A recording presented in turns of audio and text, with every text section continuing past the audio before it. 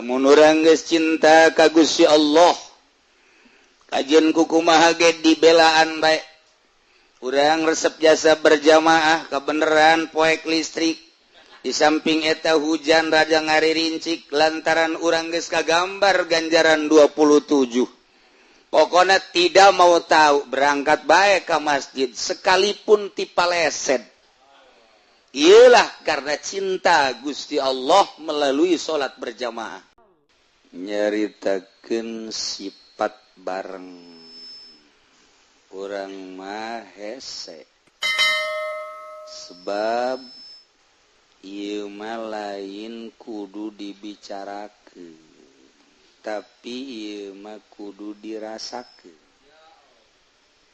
Okos urang boga kabogoh eta kabogoh nempel di hate urang jadi aya bae tadi hate teu daek poho-poho kacipta ku urang biwirna irung hunung sagalana aya di jero hate okos kuari resep kana cincin eta cincin ka bawa salat. Aduh, luar biasa. Mun teu batal mah bari salat ge ngagosokan cincin.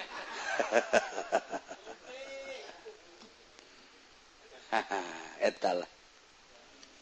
Jadi teu leupas tina masalah cinta heula. Ketika jelema ieu boga rasa cinta bakal poho sagala-gala. Mantak aya bahasa cinta adalah buta. Cinta teh urang mah caritana ngan sakadar ka awewe bae. Urang bogoh ka awewe di belah kidul sedengkeun mun urang dekat ditu ngaliwatan kuburan. Terkenal kuburan eta asal jam 11 12 ka ditu osok aya ririwa.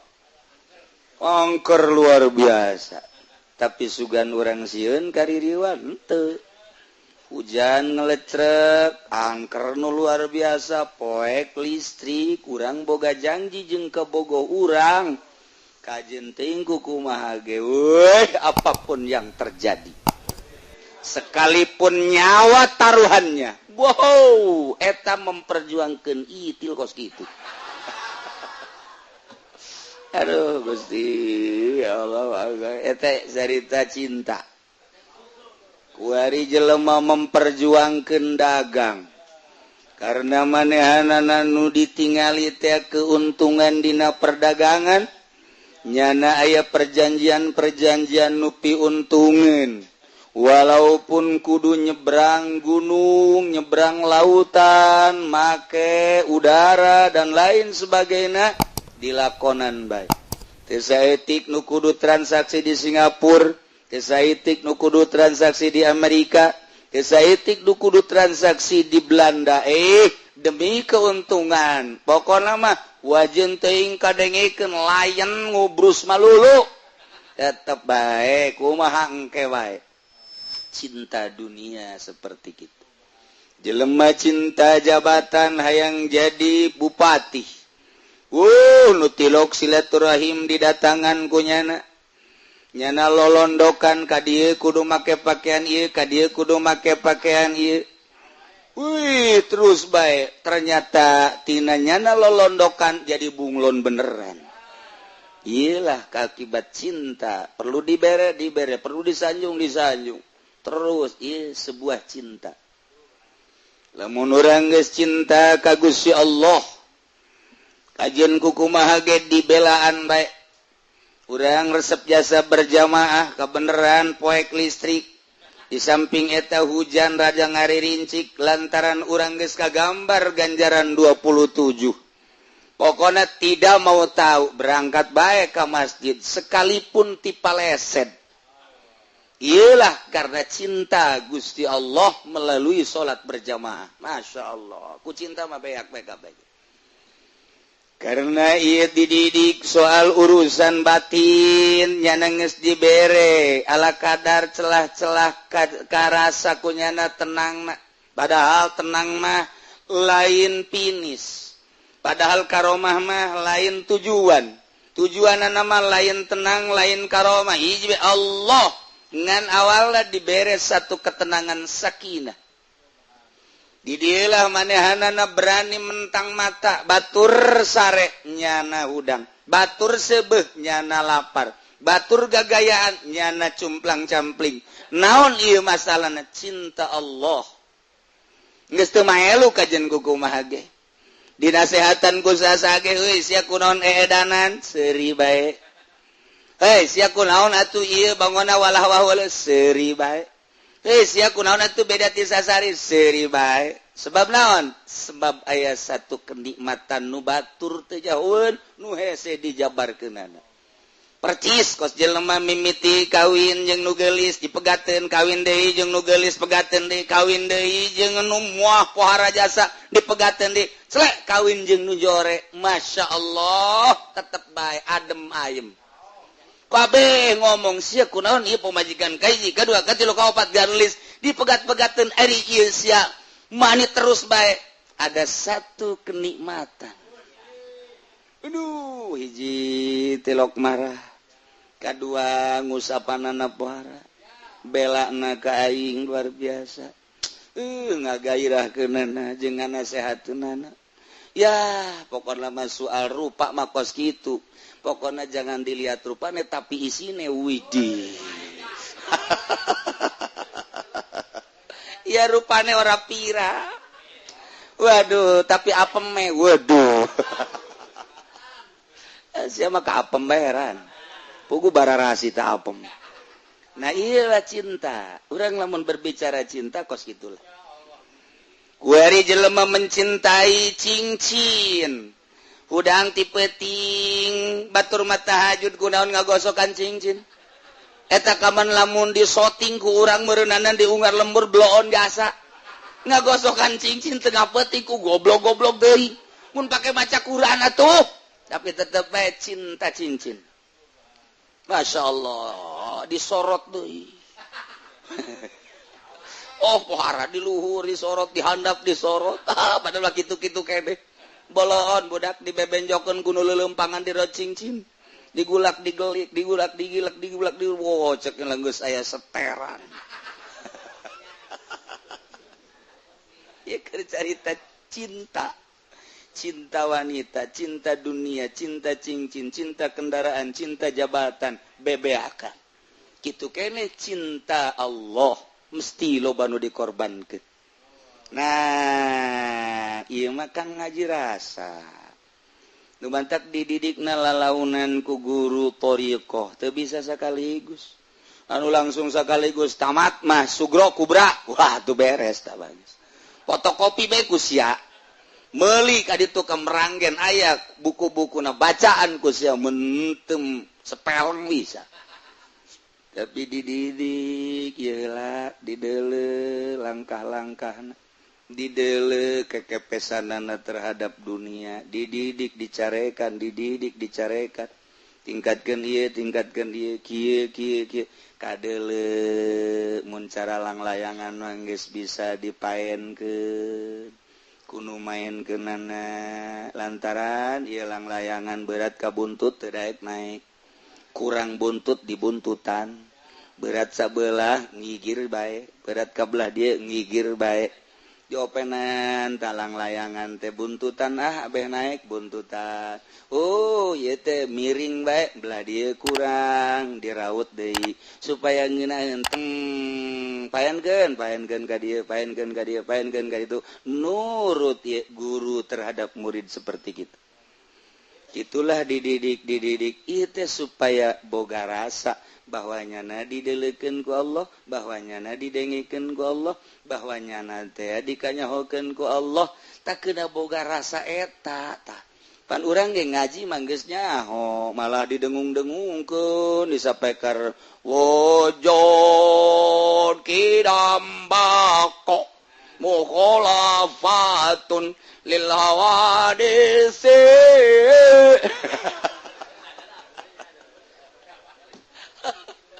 Aduh, Masya Allah. Tapi kalakuan anak kos tunga teu ngartikeun wujud kidambako aja. wayang ngeridit baik, wayang main bola di TV terus baik. Hei, ai isya kaunuhu aliman samian basirona mana?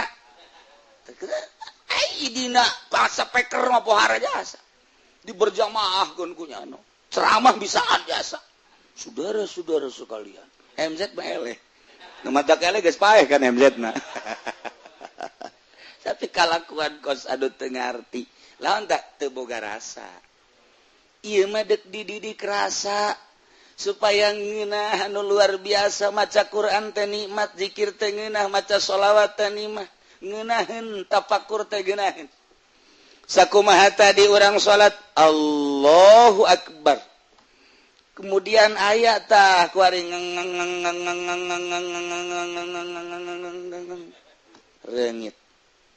Urang lamun teu ngarti bahwa urang keur jeung Allah, eleh kuda mah sesepak. Sesepak war cakna mah teu batal. Tapi kulantaran urang ngaji tauhid aing nangtung nang Allah, reungit ge hiber nang Allah. Ketika reungit jocok ka aing nocokna eta menang Allah. Geus bae nafsu aing teh embungeun digegel reungit ngan aing keur dicoba ku Gusti Allah. Baik-baik. Besi aya reungit meureunnanan ieu reungit teu boga parab di mamana meureun parabnyana teh kudu di aing. Ngatur Allah merendanan nyana supaya sebeuheun di aing nyanggakeun sadaya-daya Gusti abdi mah keur ka Gusti lain salat tungtung mah ngobrol jeung reungit. Eta mah jam penjabaran mata ieu mah rasa hese dijabarkeunana. Ketika orang salat Allahu Akbar panas cik watek urang mah embung jasa hareudang teh jahayangna mah tiis ngahiliwir tapi dibere panas perangan ku urang ye cak watek dea ieu mah watek ngan aing keur merangan watek deuk jeung Allah aing mah mulai roh ngomong cak roh teh sia mah hayang ngeuneunahan bae hayang tempat anu sejuk dahar hayang ngeunah beuteung hayang sebecak roh atuh eta mah urusanna zahir aing tirok diurusan ku sia iraha aing diurusan ku sia. Aing teh hayang maca Quran, aing teh hayang nyaho ka harti Quran, aing teh hayang nyaho kana rahasia Quran. Kusian teu pernah diparaban aing, nu diparaban teh zahir malulu ribut roh jeung awak. Kitulah toriko. Ketika terus urang ngadidik roh bakal ngomong ka awak. Ketika awak urang lapar dahar cak roh tuh sia deui bae dahar. Ketika hees tuh cakro sia deui bae hees aing mah can diparaban-paraban. Ketika dur zohor urang hees tuh bagian aing mah hees deui bae cakro iraha sia atuh mere dahar ka aing goblok tolol cakro roge nyarekan ka awak urang ketika urang ngaji babarengan reup hees cakro teh tolol sia deui bae ira deuk beresna tuh. Geus pugutun tuh sia molor keur ngaji ge SB ai kira di parabanana. Tuh, ketika orang maca Quran kakarat menang ayat 2 ayat, aju bae sadaqallahul azim goblok cakro. Tolol. Sia deui bae asal kajen kumaha ge coba ta sadaqallah naon ge. Bener bae, ngopi. Tuh kan cakro teh ya. Tuh sia deui bae. Ai irah di parabanana. Roh marah antap cak roh kayak di akhirat sia aya dibeulem sia bagai geus dibeulem panjeung aing-aingna cak roh teh wayahna atuh ieu lah toriko dibulak dibalik ngeuweuhkeun watek tobeat urang dika Allahkeun supaya leuleus sakumaha halang layangan dipaenkeun ka mana belah dieuna ku guru maksudna belah dituna ku Allah. Ketika datang instruksi ti Allah persis ku Sidina Abu Bakar Siddiq radhiyallahu anhu. Abu Bakar Siddiq cak Abu Jahal, Abu Bakar, siap percaya gitu kana lamunan Muhammad kana sihir Muhammad. Gitu kunaon? Kamari mah Muhammad masih wajar-wajar kene. Kuari mah Muhammad bejana mantas di Palestina tina naik ka luhur lagi ka Sidratul Muntaha. Ya siap percaya leuwih ti eta, percaya. Abu Bakar Siddiq. Iyalah iman anu luar biasa.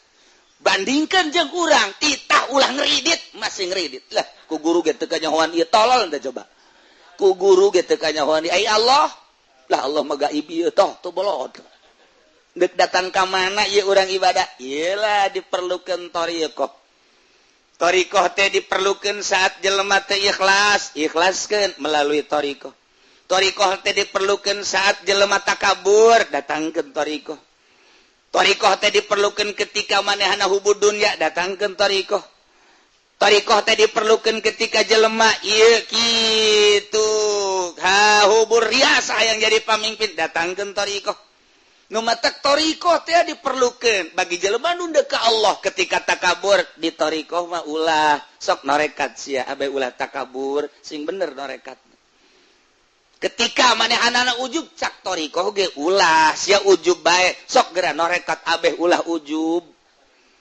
sok geura maneh teh hubul dunya be datangkeun thariqah abe thariqah teh ngabasmi tentang hubul mal hubul jah hubul riasah nu matak teu kaharti ieu mah norekat onto ongko dagang limbah ongko tojainya norekat onto ongko ngahikmat ongko ti dituna norekat ongko tapi manehana du dunia terus bohong berarti norekat tah ieulah diperlukeun thariqah mulai dibersihan melalui lelembutan abeh main lelembutan urang aya latifatul qalbi lelembutan qalbi latifatur ruh lelembutan ruh latifatul sir lelembutan sir latifatul kopi lelembutan kopi dan selanjutnya lamun geus rapi lelembutan lah nu main lamun lelembutan geus main mantep jasa duh asana aing bogoh kasar witi lelembutan main tangaranna cinta datang teh mah lelembutan juri gatuh ku situ mah lelembutanna ka Allah lantaran geus diberesan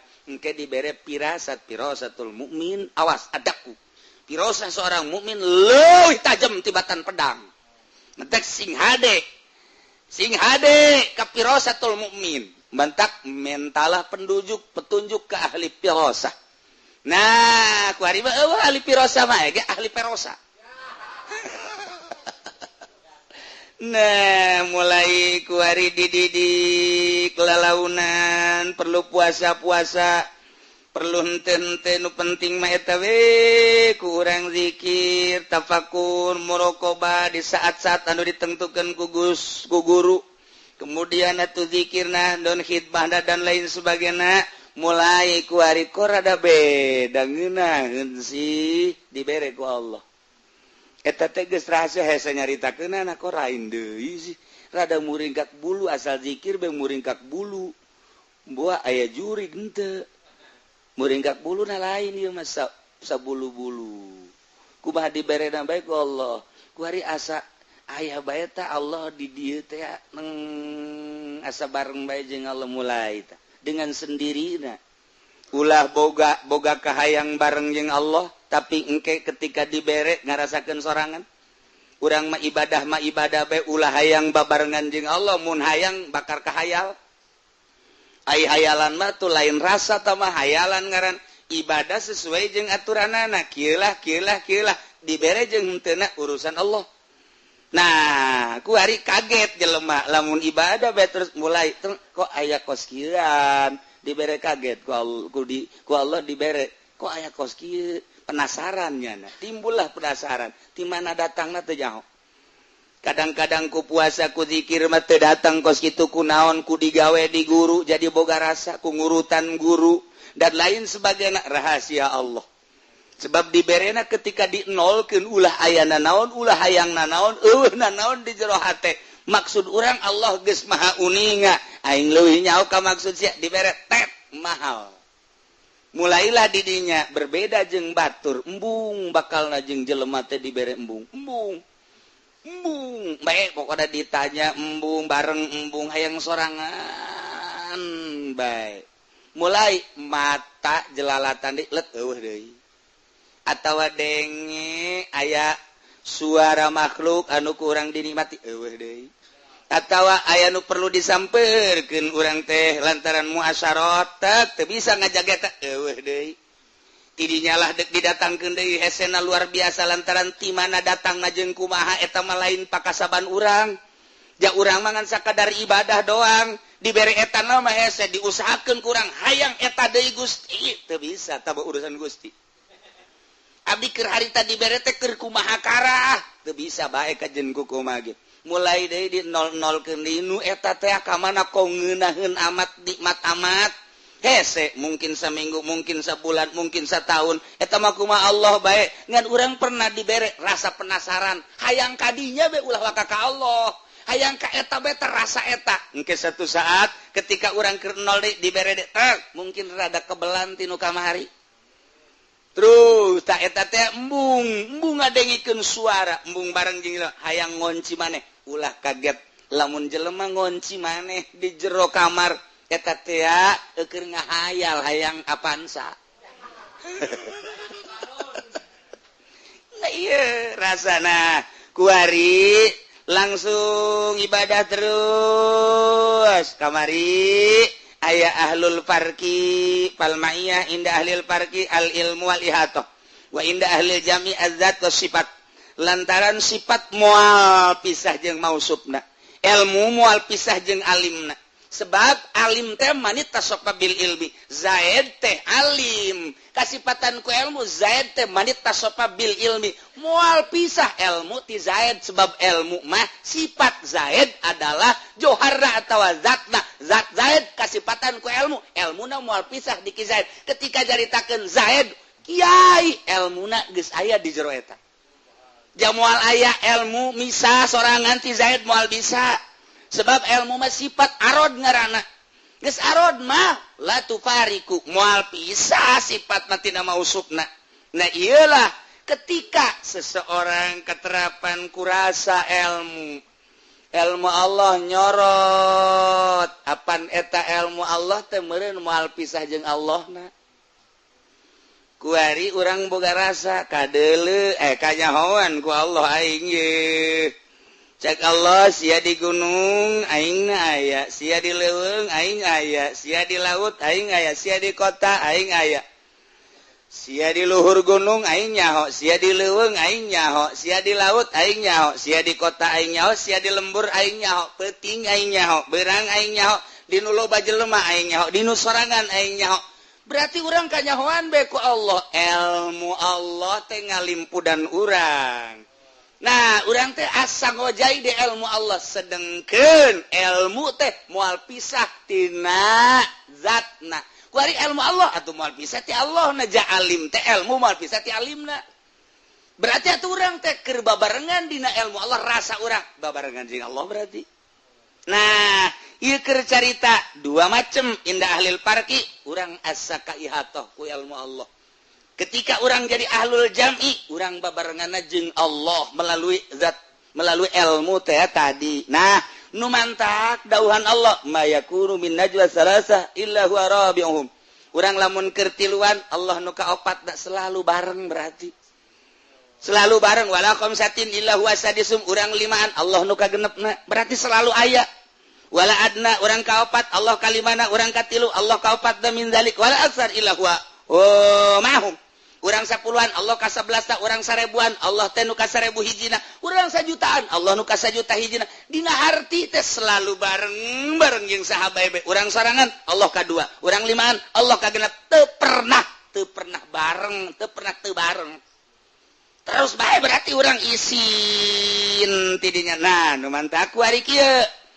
lantaran terus-terusan aina makanu di mana bae urang ayana Qala al-Arif al-Wartajusi radhiyallahu anhu al-ma'iyah bil ilmi umum sifat ma'iyah ku ilmu umum ketika urang boga rasa babarengan melalui ilmu umum tah mah tidinya teh lamun Allah teh rasa bareng bae urang teh ku ilmuna deukeut atuh ka Allah deuketna urang ka Allah ku ilmu atuh tah mah khusus garana wali ngan wal qurbu bil ilmi umum deukeut ku ilmu umum wa bi zuhuri tajalli khususun lamun ku zahir tajalli eta lah khusus kuari kieu urang ibadah bae ka nyayan aya dibere duh rasa nyahona Allah ka urang aya di diri urang cak Allah ulah nanaon sia ku aing dibere ilmu ngan ilmu na beda ti batur ilmu sia kudu dipetakeun nyaho sia petakeun metakeunana bahwa aing teh nyahoeun ka sia pada teh urang boga ilmu ilmu urang nate kudu dipetakeun bahwa Allah nyahoeun ka sia ka urang petakeun geura ilmu tak ilmu sia petakeun bahwa Allah teh nyahoeun ka urang ilmuna ilmu Allah urang dibere ilmu kanyahona urang teh bahwa Allah nyahoeun ka urang eta teh anu Allah atuh urang mah teu daya teu upaya teu boga naon asana puyeng cenah kieu emang sia mah puyeng bae perhatikeun urang bodoh ka Allah kuari dibere teu ilmu bahwa Allah teh nyahoeun eta ilmu urang teh dibere ku Allah teh nyahoeun ka urang nang di Allah eta teh leutik du kos kitu mah umum tah mah kuari kieu aing mere ilmu ka sia mere nyaho bahwa Allah teh nyahoeun ka sia beuki luhur tuh tadi maka karak ke aing mere ilmu ka sia geus kuari urang boga rasa ku ilmu urang bahwa Allah teh nyahoeun dibere kuari ku Allah ditambahan ilmu sia teh petakeun bahwa Allah teh nyahoeun ka sia pan eta kudu make ilmu ta eta ilmu nu eta ge tu nu kahiji nu kadua enang ti Allah tah eta belai dihayal ku rasa kuari ku kos kitu doang mah tak kuari kus kitu doang mah eta mah umum asal urang ngaji tauhid kebal aya ner-neran tapi wa bizuhuri tajalli khususun ketika terus bae ilmu urang teh nganyahokeun bahwa Allah teh nyahona Allah ka urang teh maka ilmu-ilmuna bahwa Allah nyaho ka urang teh eta menang ti Allah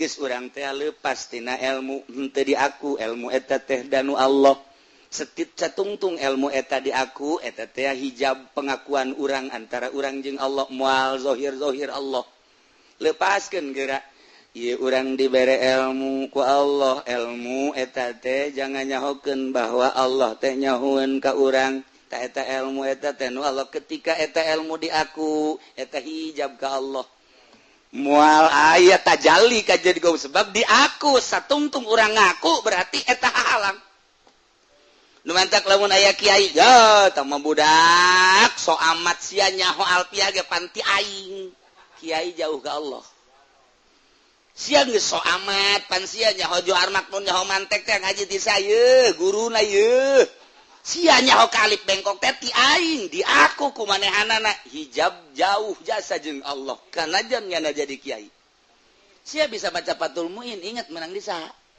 ieu guru sia ieu bere berkat atuh aing hormat atuh kusiapan aing teh guru sia tidak teu bisa maca Fathul Muin jadi bisa gara-gara aing tah eta teh ilmu ti aing eta lah hijab antara dirina jeung Allah pikir mah kos kitu bae nu mentek lamun jelema teu norekat wow make di radio di televisi di orbitkeun hadirilah pengajian kilatan di pondok pesantren Asupendia orang di jero dagang karung nah eta teh kos kitu teh bagus cek ahli tarekat teh sebab aya sebuah pengakuan jauh ka Gusti Allah sanajan cek syariat mah masalah untuk syiar ngan di akhirat jauh nyawa jadi boga ganjarannya henteu hadirilah pengajian alpiyah Fathul Muin dan lain sebagainya bulan puasa sampai tanggal 20 dengan uang miftah 5 juta eta mah kiai dagang ilmu syiar dikaradiokeun dikatelevisikeun di selembaran dan lain sebagainya salah henteu demi syiar cak ahli thariqah salah moal meunang ganjaran sebab aya sebuah pengakuan hijab antara dirina jeung Allah tuh banyak berbagai tingkatan-tingkatan nah kuari marasa ya we Allah teh melalui ilmu ti kelekep ti ilmu Allah ya aing benta dibentakeun ku Allah nyahoeun aing peureum dipeureumkeun ku Allah nyahoeun aing udang diudangkeun ku berarti Allah nyahoeun aduh aing teh ti kelekep dina ilmu Allah persis sakumaha urang kitu di laut urang silem di laut kaharep ka tukang kagigir kabeh cai laut kaluhur ka handap cai laut ieu ge urang ti kalekep dina ilmu Allah kaharep ka tukang kagigir kaluhur ka handap ilmu Allah ti kalekep dina ilmu Allah ambalayah keneh tah manugos kitu loba keneh ya Allah eta ge geus hese jasa sih ulah nganggap ngembalaya ulah ieu keur carita nu ka Allah loba tah nu kitu mah menteknya nama beuki sieun bae ka Allah titita ngredit ngebiri gidig kita asup ka Golkar embung sakumaha deuk kaseuneu sieun ka Allah sieun nu geus kitu diajak ka pendopo bae ge embung sia bae embung aing mah pokona nu penting mah usia masuk kitu bae aing datang mambung ka pendopo tapi berkatna mah tetep kiriman jiblon nama jelema nah ieu geus beuki apik beuki sieun kunaon eta rasa dikajahokeun ka Allah beusi salah ambalaya tapi ketika nyana leupas teu di aku ieu kicep nu Allah denge nu Allah ambe nu Allah rasa sakabehna nu Allah urang mah eueuh tatadina ge aya diayakeun ku Allah engke ge eueuh berarti ayana urang mah lalagaan nu ayana hakiki mah Gusti Allah geus bae boga rasa eueuh bae urang leng majzub ngaranna katarik hate kana ayana Gusti Allah majzub ngaranna nu kos kitu teu boga rasa dirina aya nu mandak keur majzub kitu mah nyana edan katarik rasa ku Gusti Allah nah ieu teh ya kajeun teuing nyana teh salat keur edan Allah kadang auratna kadeuleu majzub ngaranna dihampura ku Gusti Allah sebab keur majzub jaku Allah ditarik rasana karena ngaranna teh engke teh bebak kok cager dititah ku Gusti Allah kembali ke masyarakat. Nah eta teh geus dibere ku Gusti Allah tajalli kadeleuna gunung lain gunung tapi Allah laut kadeleuna lain Allah lain laut tapi Allah tangkal lain tangkal tapi Allah tajalli eleh kabeh ku Gusti Allah sebab ieu dunya ayana lalagaan tadina eueuh kuari aya ti eueuh ka aya nu ngaayakeun Allah sanggeusna aya nun non ngaranna utar atur Allah geus kadeuleu ombak laut diatur ku Allah nu kadeuleu lain ombak lautna tapi Allah nu ngaturna gunung luhurna ieu nangaluhurkeun Allah lain gunungna nu kadeuleu aturan Allahna ditajalikeun ku Gusti Allah geus kabeh nu kadeuleu teh ieu teh lain dunya tapi nu nyieun dunya ti eueuh ka aya ti aya ke eueuh deui berarti ieu mah lalagaan percis kos kalangkang bae nu aya hakiki mah Allah ditajalikeun ku Gusti Allah blak ieu lah nu hese ieu lah pangkat kutubul aulia hum yanhauna anhu wa yanhauna an wa yuhlikuna illa anfusahum wa ma yash'urun. Ayat ini diturunkan ke Abi Thalib teh paman Kangjeng Nabi 10 bersaudara pamanna teh di antarana Abi Thalib.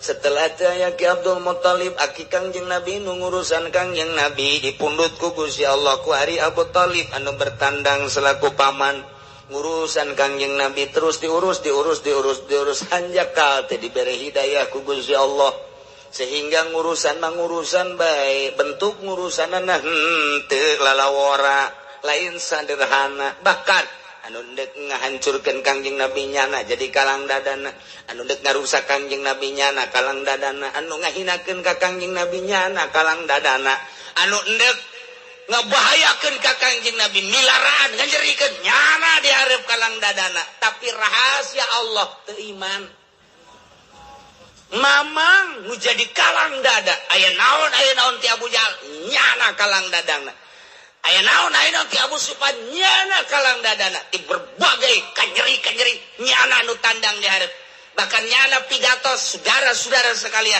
jangan coba-coba Muhammad diganggu berhadapan dengan saya Abu Thalib tapi teu iman Masya Allah kering rahasia Allah soal iman mah hese jasa nu mantak eta lain lalagaan ketika berbaring Kangjeng Nabi aya di belah katuhu Abu Jahal belah kenca mang cek Kangjeng Nabi naon lo nu penting imam maca syahadat percaya ke Allah percaya ke abdi sebagai Rasul Allah geus ku abdi dijamin di akhirat abdi teh alo emang diangkat jadi Rasul sok geura maca 2 kalimat syahadat ditungtun ku abdi endek Abu Jahal Abu Thalib dan deuk ditoel ku Abu Jahal macem-macem.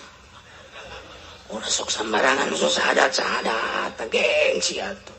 Henteu deui. Toel deui ku Kangjeng Nemang. Coba syahadat bae abdi nu tanggung jawab sebagai Allah di akhirat geus ka Gusti Allah. Ulah aya kumaha geus abdi siap tandang di akhirat. Allah teh kumaha abdi jang emang mah. Endek baca 2 kalimat syahadat. Cek puja. Sembarangan sok sadat na bae. 3 kali gitu. Hos bae. Kangjeng Nabi nyegruk cerik lain jeung cerikan naon teu iman. Tegor ku Gusti Allah. Innaka la tahdi man ahbabta walakin Allah yahdi man yasha. Hei Muhammad, innaka la tahdi anjeun teu bisa mere hidayah. Innaka la tahdi man ahbabta ka mamang anjeun Abu Thalib. Anu ka anjeun dipake ka cinta. Walakin Allah yahdi man yasha, tapi Allah nu mere hidayah. Tinggalkeun.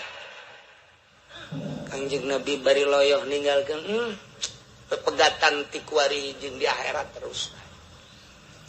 Merenung Kangjeng Nabi, kieu nu ngurusan, nu jadi kalang dada, anu pohara jasa cintaeunana, hanjak al teu iman. Cek Gusti Allah ulah deui kakarak mamang. Teu anak Nabi. Anak Nabi Nuh Kan'an, darah daging. Wayah teu dibere hidayah mah henteu bae. Wayah teu dibere hidayah mah henteu bae. Ulah deui kakarak mamang, kakarak Kangjeng Nabi reda. Oh geus teu bodoh.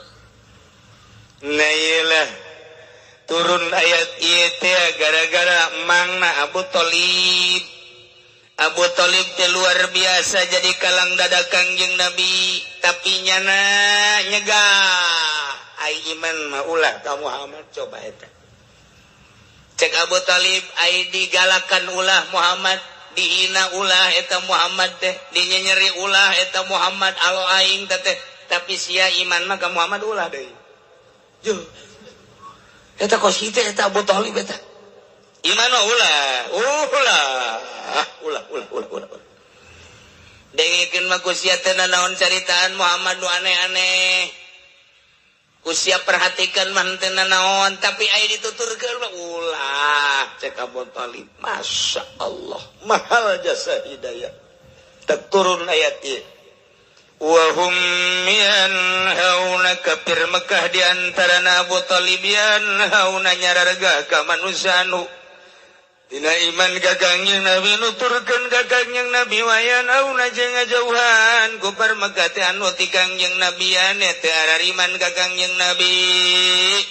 Wa in teu aya yuhlikuna rusakna ku Mekah teh ku sebab ngajauhan jeung nyarargah teh ilaan busaum kecuali ka dirina. Nyana teh iman ka Kangjeng Nabi rusak, nu rusak teh dirina ngan wa ma yasurun. Nyana keur ngarusak dirina teh teu nyahueun bahwa dirina keur ngarusak. Teu iman ka Kangjeng Nabi nyilakakeun diri. Teu nuturkeun Kangjeng Nabi cilaka dirina. Teu nuturkeun ka Kangjeng Nabi cilaka ngan nyana teu nyahueun bahwa dirina cilaka ku sebab teu nuturkeun ka Kangjeng Nabi Muhammad sallallahu alaihi wasallam. Urang mah jauh zaman ti Kangjeng Nabi tepi ka ayeuna tapi alhamdulillahirabbil mahal ya hidayah. Mahal ya Masya Allah. Lumantak ti lumdur mana bae daek datang ka dieu aya imanan. Aya ngadengikeun coba-coba ucapan-ucapan Gusti Allah, kalam-kalam Allah dina Al-Qur'an jeung dina fikihna. Eta teh anu ngetuk hate urang iman. Urang teh dibawa ku iman. Gedetan teh iman, wallahualam bawa takwa teh iman. Dibawa ku iman urang ka dieu teh. Aju geus datang ka dieu tuh macam-macam kumaha imanna bae. Aya nu aing mah di tengah bae gede berarti imanna teh. Aya nu di tangkal Ambon bae rada leutik kumaha. Aya nu di mobil bae kuari ngajina lah geus sarua bae cenah cekna gengsi aing mah kan atuh leutik jasa tah mah imanna. Aya nu di jauh bae henteu ka dieu. Henteu ka dieu di mana masing-masing bong aing mah ka dieu mah izin. Aing mah kolot cekna di imah bae. Atuh tah mah kehalagan ku gengsi ngan tetep bae aya imanan. Oh masalah sih masalah tambah ukurku sorangan bae ukurku sorangan jangan di tengah ge emang lah minggu hareup mah moal cenah hareudang ya kan keluar atuh macem-macem bae nu geus pasrah diri aing mah capek hareudang panas dek di tengah bae mah nyepaeh cenah di tengah aya nu kitu bae teman nekat meureun teman-teman tuh Masya Allah jadi bawa ku iman orang teh ngomong ngaroweco ojah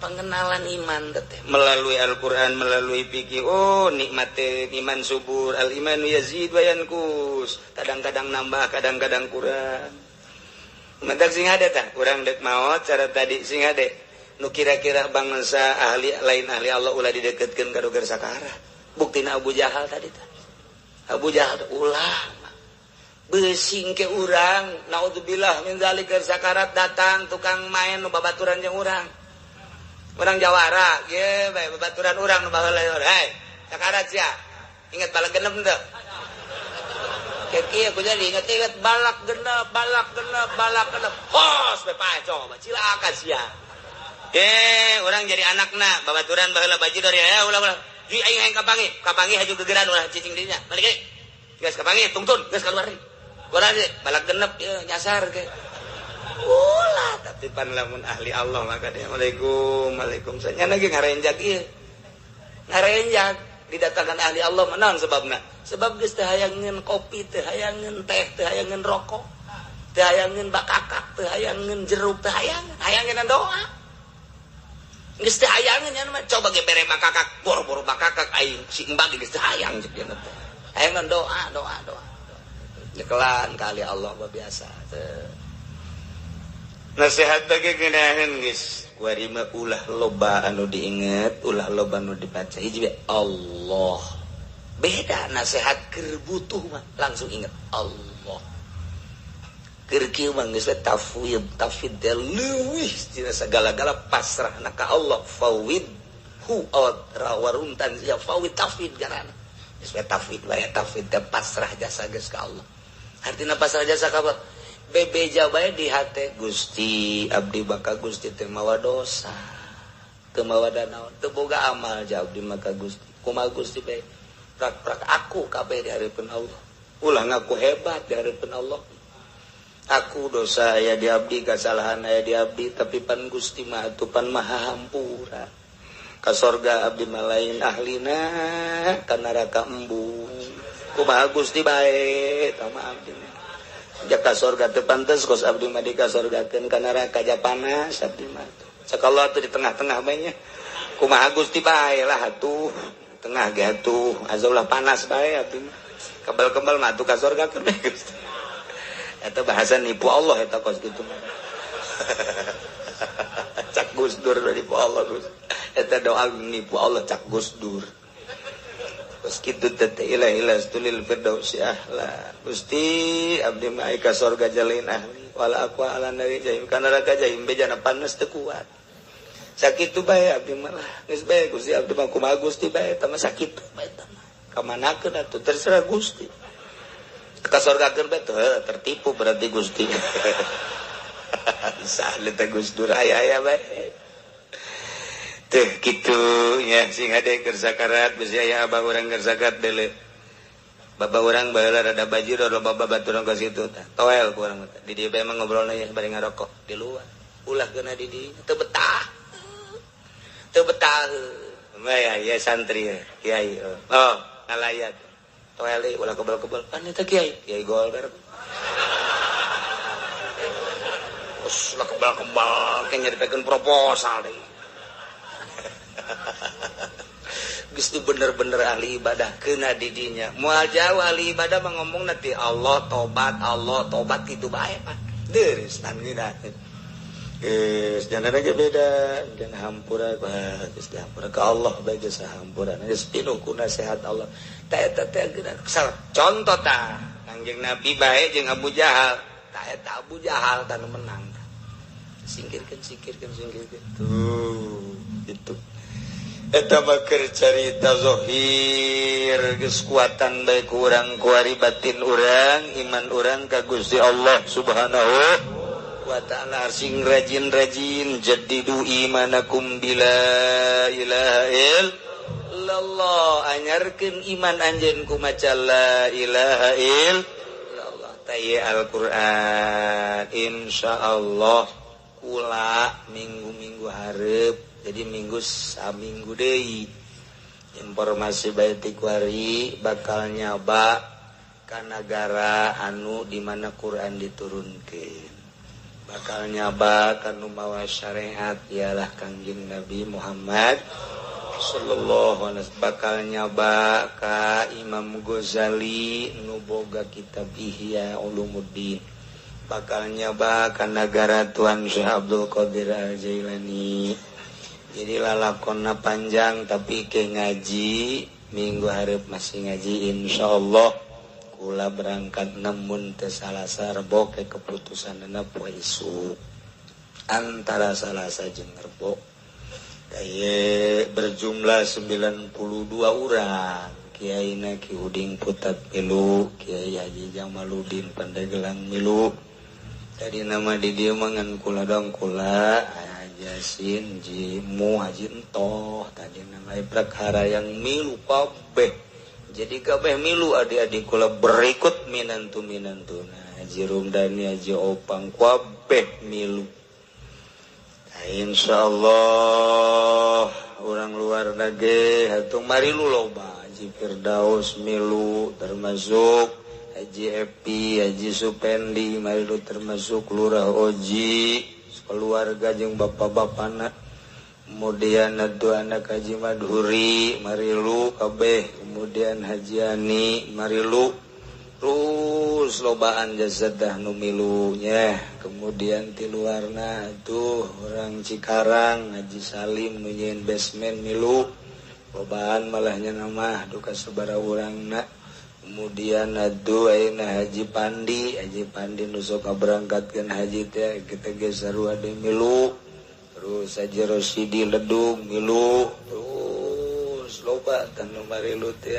tadi nama dek 20-an bae tapi hayang milu naik 50 hayang milu naik 60 hayang milu naik deui 90 geus tutup warga lamun dibuka di muasi kene aya kene bae loba kene ke kakarak pertama ieu mah eta kakarak ke ieu pertama besi kumaha di ditu da besinan gitu maksudna bercecer dan lain sebagainya kuari lamun dibuka bae nu lapor ka kaula loba jasa ieu hayang milu sakjana mah ka Bandung meureun ye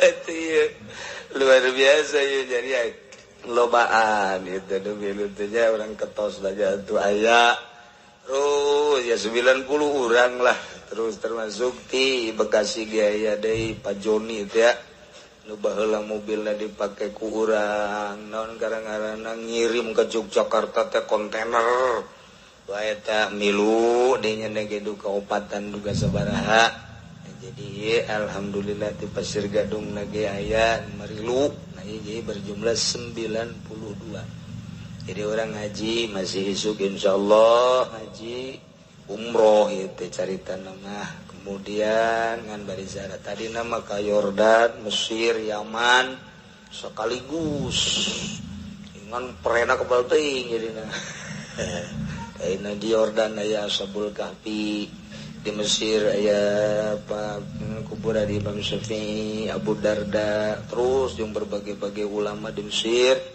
Kemudian dari hayang ke Palestina, hayang ke Masjidil Aqsa, kemudian hayang ke Yaman, jadi ada kuburan para nabi jeung para wali, hayang ke Turki. Ternyata dihitung-hitung waktunya terlalu panjang, akhirnya cuman ke Baghdad, ke Iran, Mekah, Madinah. Segitu ke minggu hareup masih ngaji kemudian berangkatlah Selasa atau Rabu insyaallah jadi diperkirakan orang libur 2 minggu liburna 2 minggu kemudian ngaji deui moal kebal deui Ramadan libur deui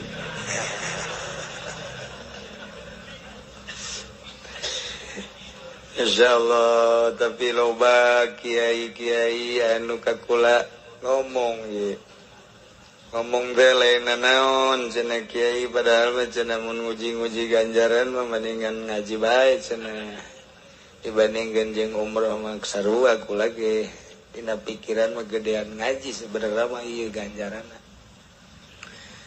jeung mempertahankeun mah lain kiai pedagang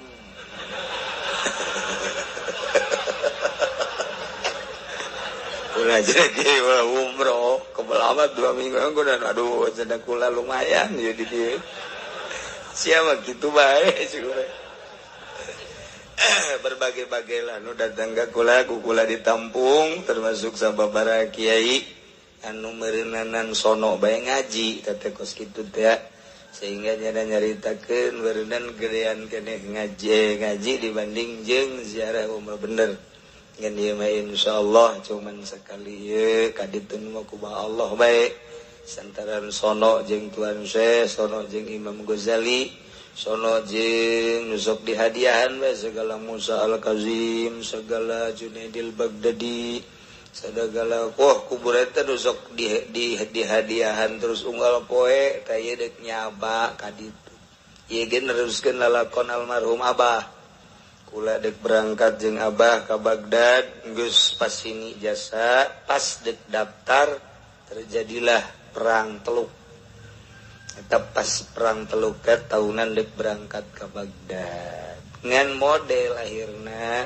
loba nu kapanggih teh jeung almarhum jeung kula henteu tapi di ditu di Baghdad lain loba aya lah urang dengan bade caritakeun eta mah kos kitu bah meureun geus kadong niat ka ditu aya tak urang dieu urang Banten anu ka Baghdad aju kapanggih ge dongeng jeung urang Arabna di dinya eta kapanggih tas Kidimyati Cidahu geus jelas tama Ki Armin nu manggihanana Ki Armin maka ditu naik pesawat barang datang ka Baghdad cek urang Arab di dinya cikene mah cenah balik saha Dimyati Cidahu yu sakana itu kanyahuan daftar na deui